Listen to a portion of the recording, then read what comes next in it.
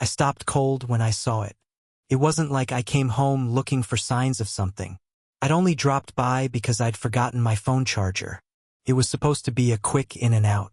But there it was, some designer piece of outerwear I'd never seen before, resting on the floor like it owned the place. Smooth navy fabric, expensive looking, collar folded neatly. Like someone had taken it off in a hurry, but still wanted it to look good when they picked it back up. Next to it sat a half-empty champagne glass, hers, and two phones plugged into the wall.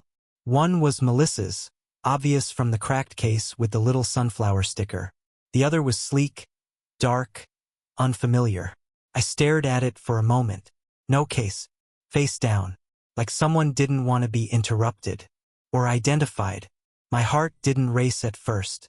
It sank, quietly, heavily, the way a stone sinks in water when you already know there's no swimming back to the surface. From the kitchen came her laugh. Melissa's laugh, the one that used to be just for me. It echoed off the tile, light and unguarded. And then another voice, a man's, lower, casual. Something about the way it floated out into the hall made my chest tighten. It wasn't the words, it was the familiarity, the comfort in it. Then silence, like someone had just realized the front door was open. I stepped further into the entryway, the weight of the air suddenly thick. It smelled like candles and something else I couldn't place. Something warm, a little sweet, definitely not dinner. Not food. Something more expensive. Perfume maybe, or cologne. Either way, it didn't smell like our house. I glanced toward the dining table and stopped. Candles were still burning, two of them short and flickering. A bottle of champagne sat open, the kind we only brought out for anniversaries. Around it, evidence of a meal cleared in a hurry. A used napkin on the floor. Crumbs. One wine glass tipped slightly at the edge of the table, the red stain of lipstick near the rim. Hers.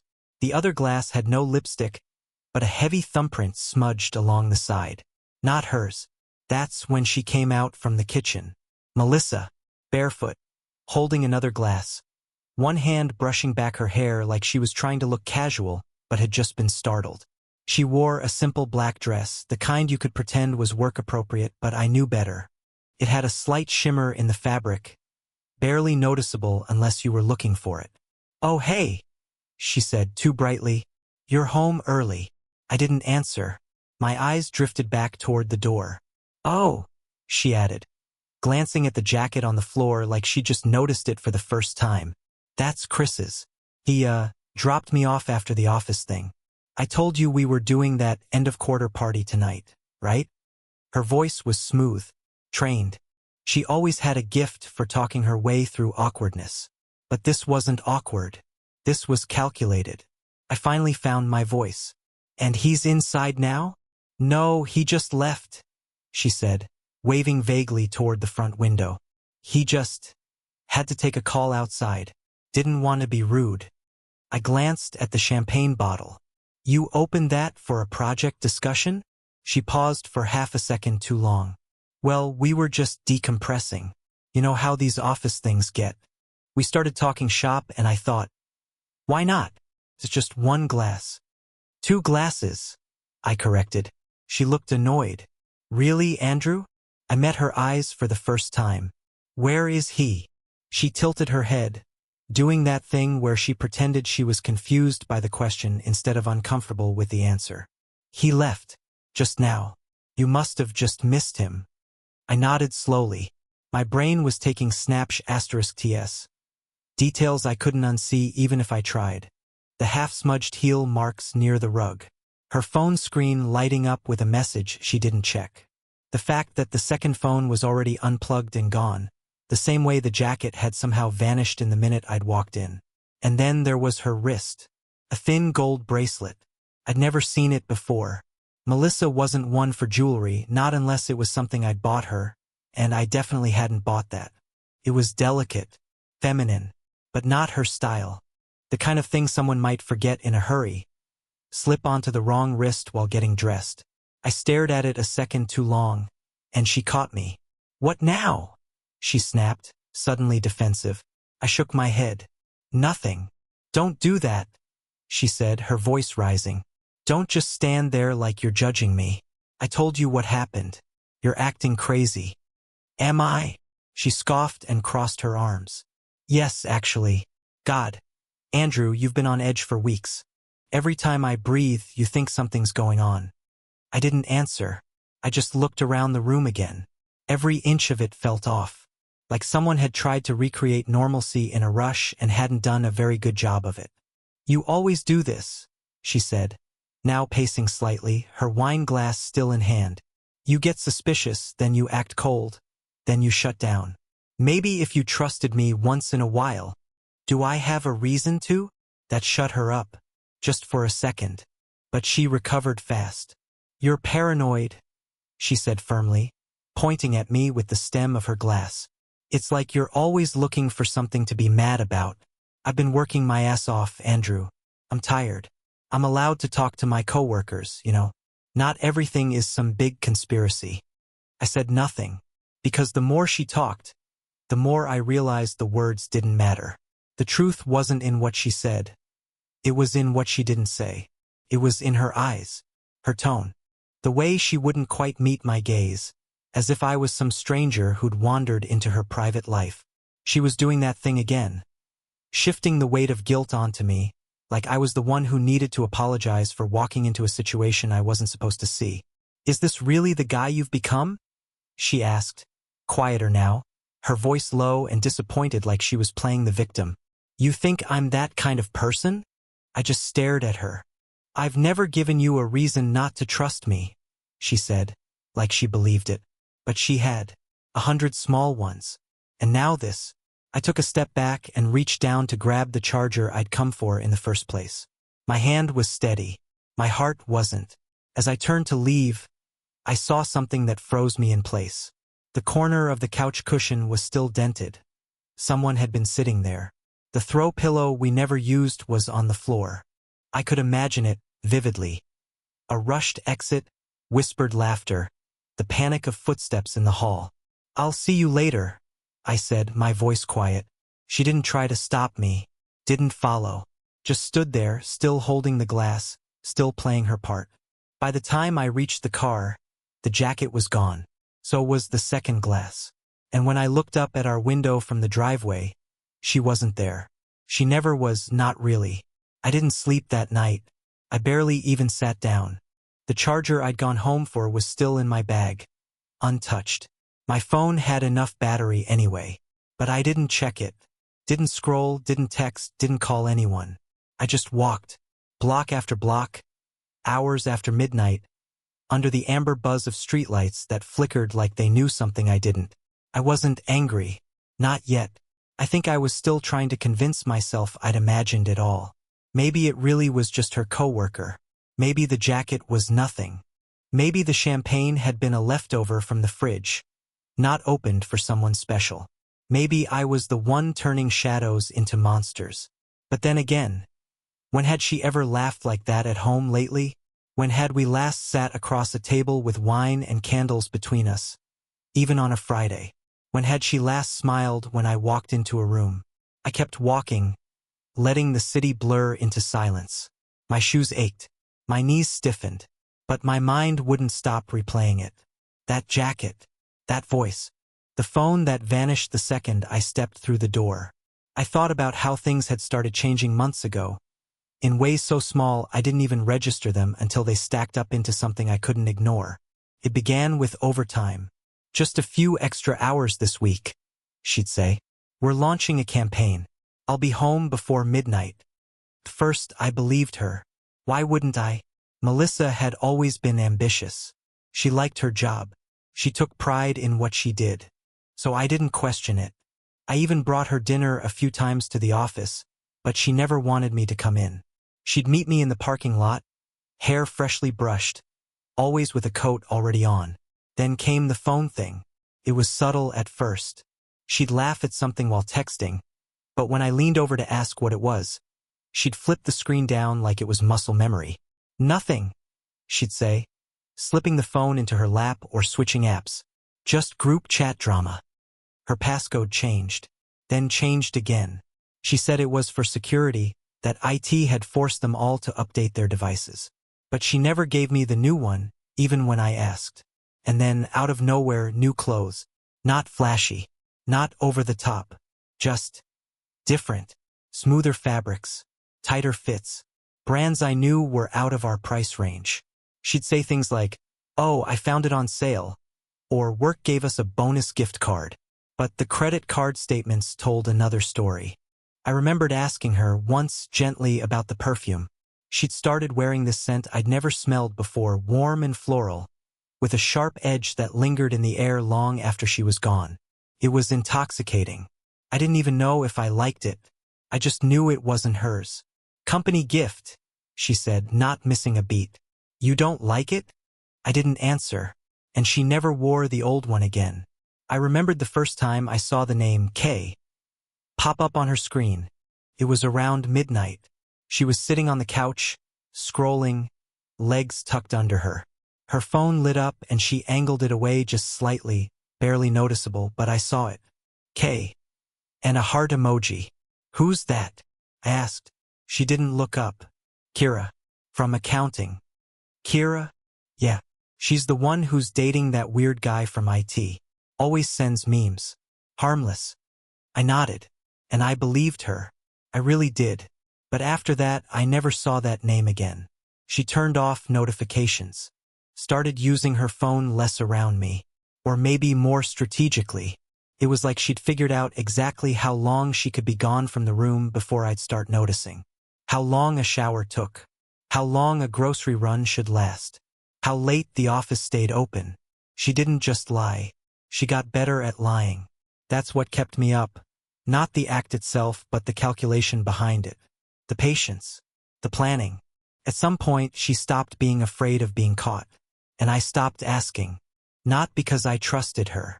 Because I didn't want the answer.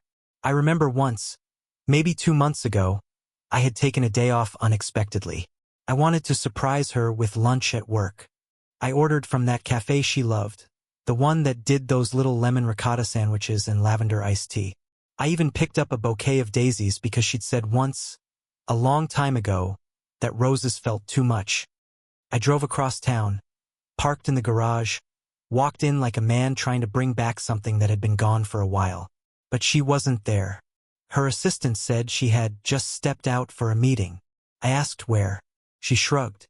She didn't say. So I waited. For almost an hour.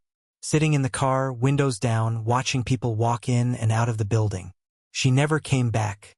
Later that night, she told me she'd been in back-to-back calls and hadn't seen any texts.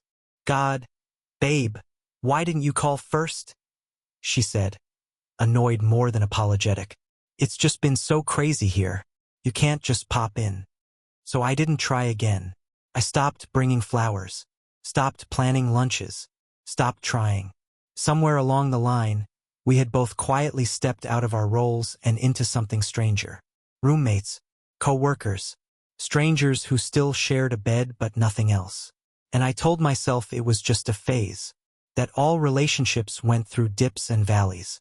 But valleys don't usually have designer jackets on the floor or strangers' fingerprints on champagne glasses. That night, after the walk, I sat in the car in front of our building and watched our apartment window. The light was on. Her silhouette moved past the curtains once. Then again. I imagined her pacing or maybe just tidying up. Erasing the evidence, the jacket now tucked deep into someone's bag. The bracelet slipped off and hidden in a drawer. The dishes washed. The scent of cologne scrubbed from the room. I didn't go back inside. I drove to a 24-hour diner instead. One of those places where the coffee is terrible and the booths stick to your jeans. But it was quiet. And empty.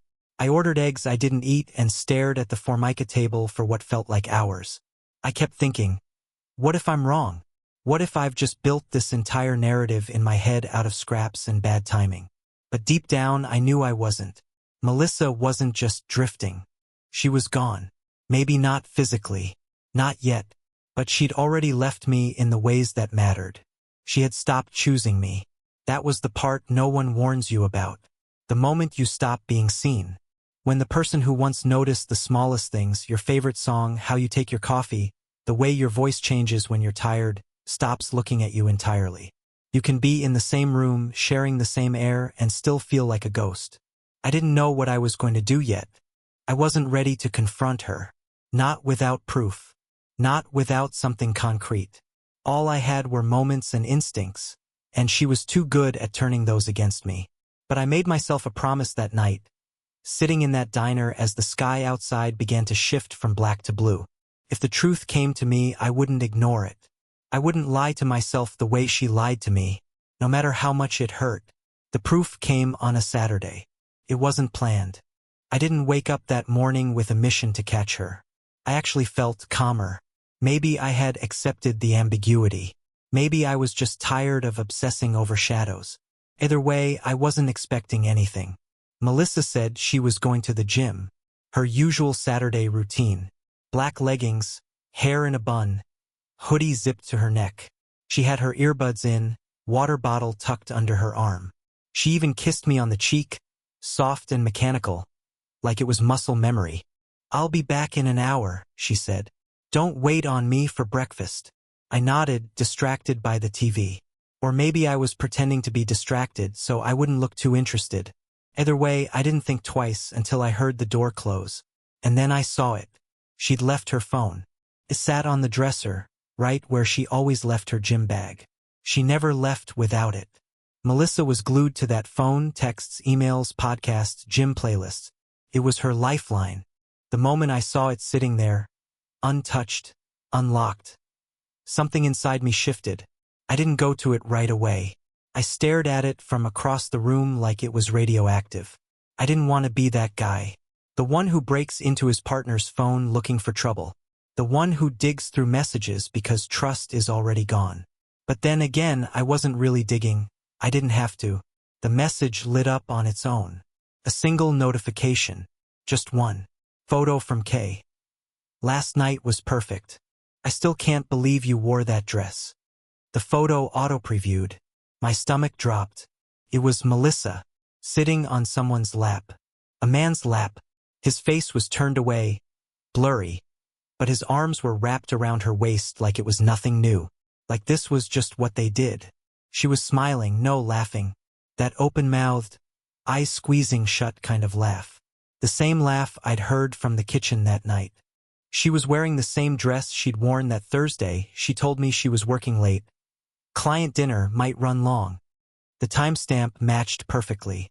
I didn't move. I didn't breathe. The photo just sat there on the screen, like it was daring me to deny it. But I couldn't, because in that moment it all came together.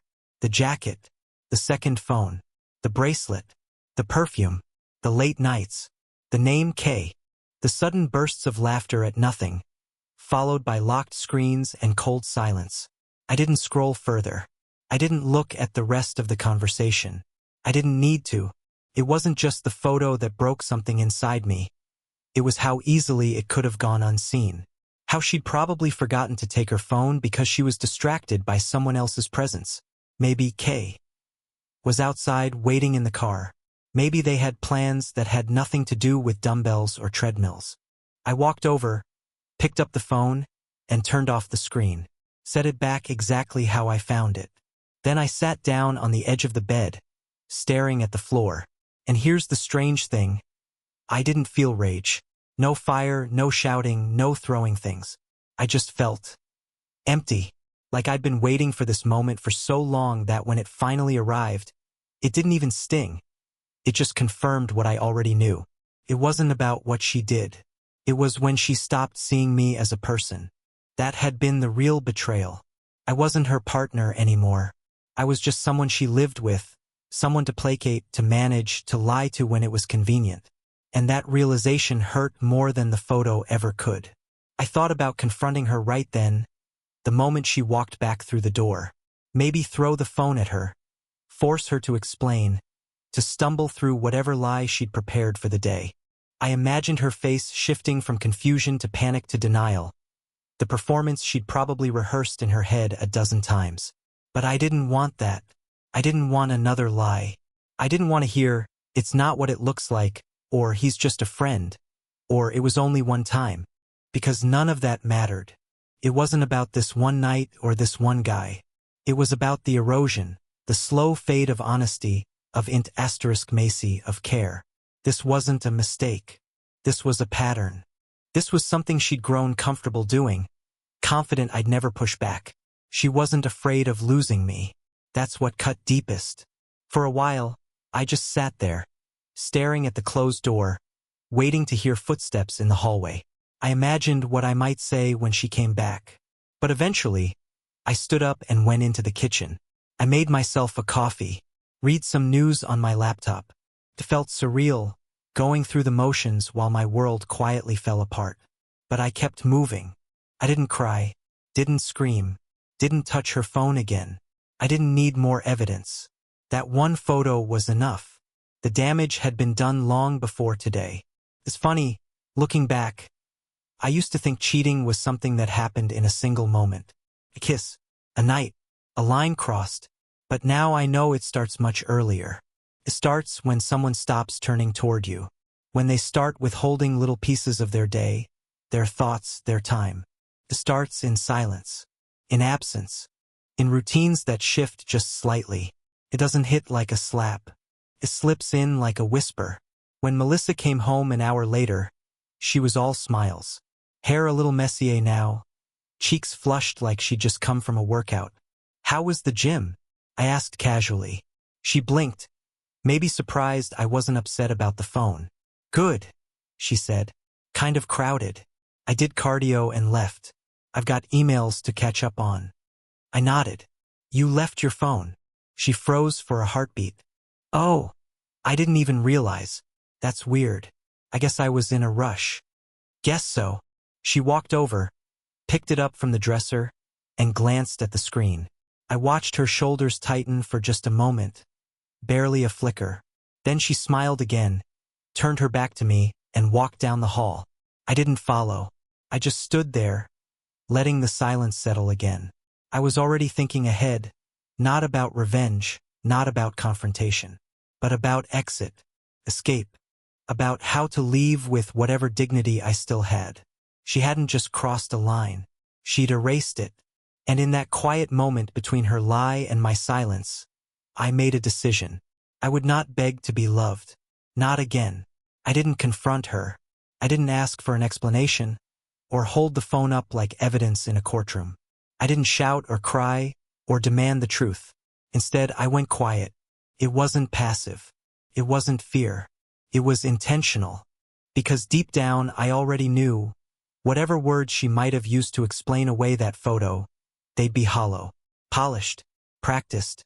She would lie and I would recognize the rhythm of it, and maybe, just maybe, a part of me would still want to believe her. And I couldn't let that happen. So I decided to prepare, not to fight, to leave. That same afternoon, while she showered, I opened my laptop in the kitchen and started making lists. Not dramatic ones, not revenge plots or angry letters, just quiet, functional plans. I created a private folder titled Logistics. Inside it, bank information, a new email address, local apartment listings, a short list of lawyers with solid reviews. I moved some money into a separate savings account I hadn't touched in years. Just a little at a time. Nothing noticeable. I took *TS of our bills. Downloaded statements. Located my passport, my birth certificate, the car title. Put them in a manila envelope and slid it beneath the driver's seat of my car. These weren't acts of spite. They were survival. Because once trust dies, love doesn't scream. It limps. And I wasn't going to spend another month limping beside someone who already walked 10 steps ahead without ever looking back. That night, we watched a movie together on the couch. Something stupid and forgettable. She leaned her head on my shoulder like nothing had changed. I let her, but I didn't touch her. I didn't speak much. She probably thought I was tired. I let her think that, too. Her laughter during the movie was too loud, too sharp, like she was trying to convince someone. Maybe me, maybe herself, that things were still okay. But I didn't laugh with her. I sat still and watched the screen, all the while mapping my next steps. By Wednesday, I'd signed a lease on a small apartment across town. Furnished, modest, but clean. I told Melissa I had to work late that night. Instead, I met with the property manager and walked the place alone. It smelled like fresh paint and a little bit of dust. The fridge hummed like it hadn't been used in months. No pictures on the walls. No scent in the air. It was empty, and it felt like breathing. I didn't move anything in that day. I just stood in the center of the living room, staring at the sunlight hitting the floor through the blinds, and realized this was the first place I'd stood in years that didn't carry her shadow. The next morning, I started packing small things. A few clothes, my tools, some books. Kept it subtle. Melissa didn't notice. She was too preoccupied texting someone on the couch, smiling down at her phone in that way people do when they think no one's watching. She was watching him, I'm sure. But I wasn't watching her anymore. Her words turned into static. Her laughter, white noise. We still shared meals, slept in the same bed. But she didn't notice how far away I had drifted, even while sitting right beside her. And that's when I knew she had stopped seeing me entirely. One evening, she tried to initiate S*X. Felt rehearsed, obligatory. The way she touched me was robotic, distracted, like she was flipping through the motions but her mind was somewhere else entirely.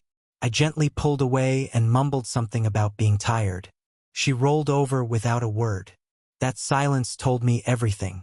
The next morning, I started closing accounts. Our streaming services, shared subscriptions, things that still had both our names on them. She didn't notice for days. And when she finally did, it was a minor inconvenience. "Netflix won't log in," she muttered from the couch. I shrugged. Guess the password expired. She didn't press it. She never once asked if I was okay. And I didn't offer anything. I spent more time in the guest room, saying I had early calls. She didn't seem to mind. I kept my duffel bag packed, just in case. My car became a second closet. I even bought a prepaid phone, activated under a different name. I wasn't preparing to disappear. I just didn't want to be found. By the end of the second week, I had everything I needed. What surprised me most was how easy it was. Not emotionally. I still had moments where grief would sneak up on me while I was brushing my teeth or sitting at a red light. But logistically, it was alarmingly simple to remove myself from her life. The hard part had already happened months ago. She just hadn't noticed. She used to joke that I was predictable, steady, safe. She said it like a compliment. But I think it bored her. I wasn't chaos. I wasn't someone who made her feel dangerous or desired. I was just there. Reliable, consistent, always choosing her even when she didn't deserve it. But now I wasn't choosing her. And that terrified her more than anything. You could see it in the way she watched me one morning while I buttered toast in silence. Or how she stood in the doorway, hesitant. When I came home from work later than usual and didn't offer my usual, "Hey," she started texting me more during the day. Memes, reminders, little flirty comments. Things she hadn't sent in months. I responded politely but briefly. She began suggesting movie nights, asking if I wanted to go out on Friday. I said I was busy. She was trying to restore normalcy, patch the hole before she understood how deep it went. But it was too late, because now I was the one keeping secrets. I was the one lying. Only I wasn't doing it to hurt her. I was doing it to leave her. One night, while she slept, I stood by the bedroom door and watched her. Not in a creepy way. Not with anger. Just reflection. She looked peaceful. Innocent even. As if none of it had happened. As if she was still the person I once fell in love with. But that was the cruelest part. She still looked like her. The same face. The same breath. But everything inside had changed. She stirred a little, rolled to her side, and whispered something in her sleep. I didn't stay to listen. I walked out of the room and closed the door gently behind me. And I knew I wouldn't be coming back. She didn't notice the first time I left. Not really. I came home one evening with a box of things from the new apartment. Coffee, toothpaste, socks, a half-used bottle of shampoo, and dropped it off after work. I told her I was heading to the gym, but instead, I drove across town to my other life. It was small, barely 500 square feet, but it was mine. Mine in a way that no longer needed explanation or compromise. No framed photos. No scent of her lotion lingering in the air. Just quiet. Stillness. That night, when I returned to the apartment we still technically shared, she was sitting on the couch in sweats, phone in one hand, a bowl of popcorn in the other. "Where have you been?" she asked, half-hearted. I shrugged. "Caught up with a friend after the gym." She blinked, surprised. "What friend?" "Jason," I said without hesitation. "A friend I hadn't seen in almost a year." I knew she wouldn't follow up. "Oh, cool," she replied. Then, after a pause, "You want to watch something?" "Not tonight." It was always like that now, short, incomplete conversations. We were two people circling the edge of something neither of us would name. She could feel it, but she couldn't touch it. And I gave her nothing to hold on to. The next morning, she noticed her Spotify account was logged out. Then it was the meal kit subscription. Then the insurance statement arrived with my name removed. She began to ask little questions. "Did you cancel Spotify?" "I switched accounts." "Oh, okay. Did you get a new card?" "Yeah, just reorganizing." "Are we still doing Blue Apron next month?" "No. Figured we could take a break." She nodded too quickly, like someone trying not to show how deep the water had just gotten. I kept my tone even. Never accusatory, never cold. Just quiet, withdrawn. That silence frightened her more than any argument ever could. She started texting more during the day. "Melissa, hope your meeting's going okay, Red Heart." "Melissa, miss your face." "Melissa, dinner tonight? I could make that pasta you like." "Melissa, are we okay?" I responded to all of them, politely, with no affection, no emojis, no heart. Me, meeting ran long. Me, busy today. Me, we'll talk later. We didn't talk. What would I even say? That I saw the photo? That I knew about the other man? The secret life? The lies so seamless they slipped into our home like smoke through a cracked window? I didn't want an apology. I didn't want a confession. I didn't even want justice. I wanted out. And that's exactly what I gave myself. By the time I cleared out my half of the closet, she still hadn't noticed. I took a few shirts at a time, folded neatly into a gym bag. I moved toiletries slowly, left backups behind to maintain the illusion. It was like erasing myself with surgical precision, one drawer at a time. Then came the final step. I sat at the kitchen table while she was in the shower and wrote a short note. Not a dramatic one. Not angry. Just honest. "Melissa, I won't drag this out. You already know something's broken. I'm not staying to fix what you weren't afraid to destroy. Don't call. I'm not coming back."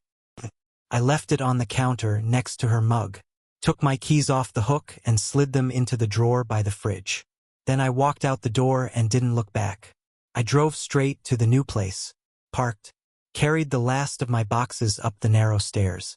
The sun was just starting to set, and for once, it felt symbolic without being forced. I stood by the window, watching the city move below me, and felt the most unfamiliar feeling I'd had in years. Peace. No guilt. No hesitation. No what-ifs. Just air. Around 9 p.m. The calls started. Then the texts. "Melissa, where are you?" "Melissa, Andrew, are you okay?" "Melissa, please call me." "Melissa, what is going on?" I turned off notifications, plugged in my phone across the room and let it buzz until the battery died. The silence was perfect. By the second day, the messages changed tone. "Melissa, okay, I get it. You're mad. Can we please just talk?" "Melissa, I'm sorry if I did something wrong. I just want to understand." "Melissa, I didn't mean to hurt you." But she had, whether she meant to or not. I knew it would take a while for the full weight of what had happened to settle in. For her to walk through the apartment and notice how empty it had become. Not just physically, but emotionally. The ghost of me no longer sitting at the kitchen table. No more shoes by the door. No laughter from the other room. No steady, boring, reliable Andrew to absorb the silence she created. I imagined her pacing the hallway, rereading the note, pouring herself a glass of wine and staring at the couch where we used to sit and pretend we still worked. Maybe she cried. Maybe she didn't. But I didn't care. And I don't mean that cruelly. I mean it truthfully. I no longer cared what she felt. Because caring was what kept me there long after the damage had been done. It was what made me rationalize her behavior, what convinced me to wait for honesty that never came. And the day I stopped caring, I got my life back. She tried everything over the next week. Emails, voicemails, even contacted my sister. Asked her to please tell Andrew this is all a mistake. But it wasn't a mistake. It was a choice. She just never expected me to make mine. A few days later, she showed up at my work. I saw her through the glass lobby doors, standing there holding her phone, shifting from foot to foot like she was waiting for a train that wouldn't come. She didn't see me, and I didn't let her. I watched for a few seconds. Then I turned around and walked back into the building through the service entrance. That night, she left one final voicemail. Andrew, I don't know what else to say. I don't know when things fell apart. I know you're hurt. I know I screwed up. But this isn't like you. You don't just walk away. We can fix this. Please don't give up on us. But I hadn't given up on us. I gave up on pretending that us still existed. When I finally listened to the message, I didn't feel much of anything. Just a sort of dull ache where something used to live. Like pressing a bruise you forgot was there. A faint reminder that healing was still happening. But at least it had big asterisk N. That night, I slept with the window open. No sound machine. No white noise. Just the wind and the occasional car in the distance. No tension. No pretending. No lies.